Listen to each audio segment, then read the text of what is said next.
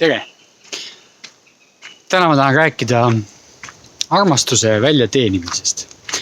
Oled sa tähele pannud, kuidas me peame tihti naistelt armastust välja teenima? Et kust see tuleb?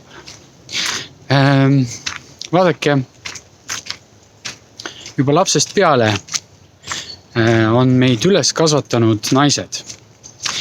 Kõigepealt oli see ema, võib-olla vahepeal mõni hooldaja, tädi ehk lapsehoidja, siis lasteaiakasvataja on enamasti naissoost, õpetajad, enamused olid naised ja kogu aeg me oleme olnud sellises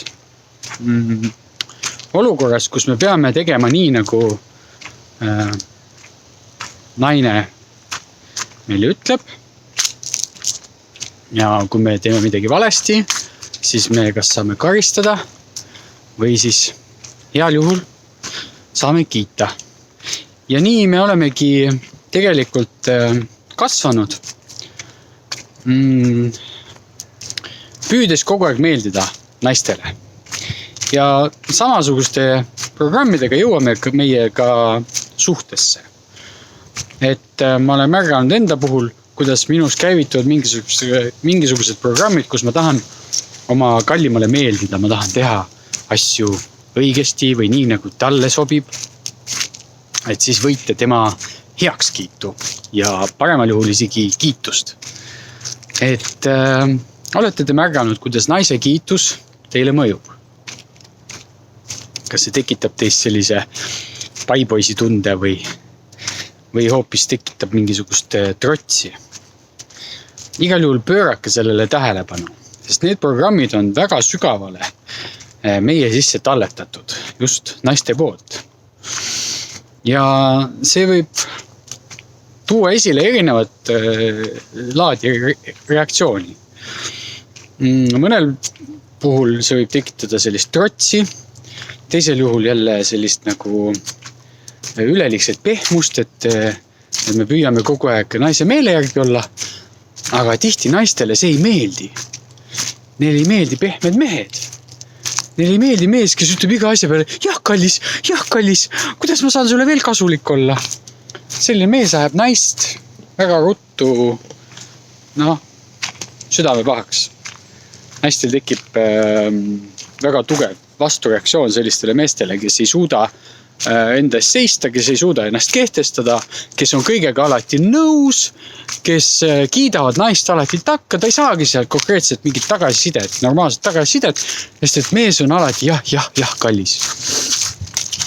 Et siin on see koht, kus me nüüd peame seda endale tunnistama kõigepealt, et ohoo, tõepoolest, mida kõike see minuga teinud on lapsest peale, eks ole, väiksest imikust peale, me teeme täpselt nii, nagu naised meile öelnud on, eks ole. Ja kui sa selle oled endale nagu üles tunnistanud, siis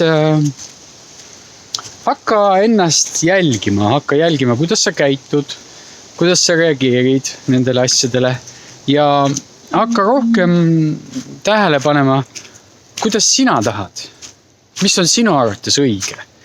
Ja võta see vastutus ja võta see otsustusroll enda peale.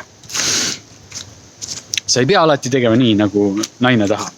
Sa ei pea talle kogu aeg meeldima.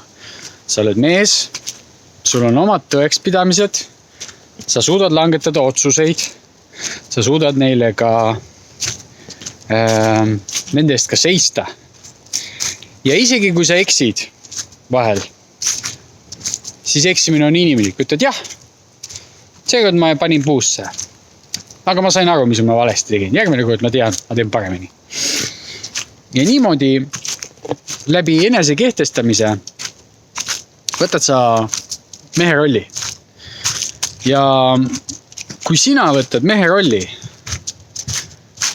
siis naine saab lõõgastuda oma rolli ja olla kas või hetkeks tõeline naine. Nii kaua, kui sa vastutust ja otsustust enda peale ei võta, on naise jalas püksid. Nii kaua, kui püksid on tema jalas, ei saa ka tema kogeda täielikku naiselikkust. Et siin on selline paradoks, et me peame mõlemad võtma vastu oma rolli.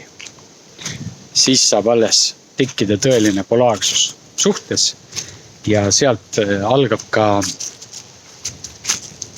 taas selline armumise tunne ja armastus hakkab voolama ja austus teineteise vastu ja lähedus. Et need kõik asjad on omavahel seotud. Ja alustada tuleb sellest, et näha läbi neid programme, kuidas sa oled õpetatud naise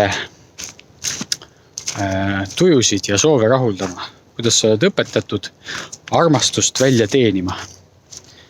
Siis kui sa lõpetad selle tegemise ja saad aru, et kogu armastus on sinu sees, nii nagu ma rääkisin üle-eelmises videos enese armastusest, siis sa ei ole enam ka sellises sõltuvuses naise heakskiidust ja saad olla tõeline mees.